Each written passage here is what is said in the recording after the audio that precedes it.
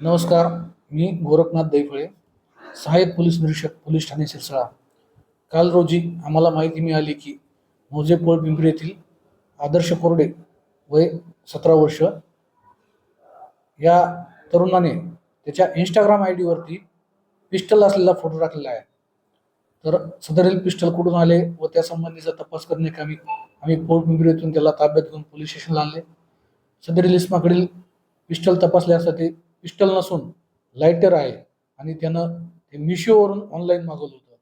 याची आम्ही त्याच्याकडून पडताळणी केल्यानंतर त्याला रितसर कायदेशीर सूचना देण्यात आल्या.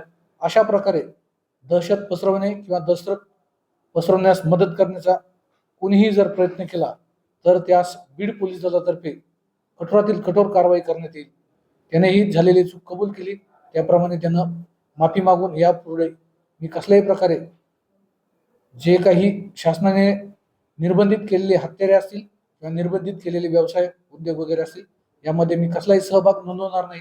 तसेच माझ्या वतीनं कोणी जर बेकायदेशीर कृत्य वगैरे करत असेल तर पोलीस दलास अथवा अन्य एजन्सींना माहिती देऊन कारवाई करण्यास मदत करेल.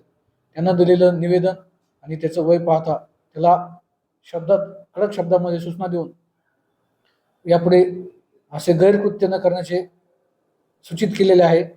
आणि कालचे जे लायटर त्यानं पिस्टल वापरले होते ते लायटर आपण जप्त केलेलं आहे.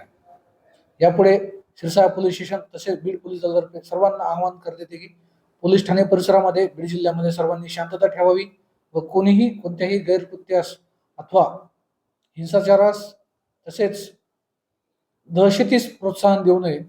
दहशत निर्माण करणाऱ्यास कायदेशीररित्या कारवाई करण्यात येईल. धन्यवाद.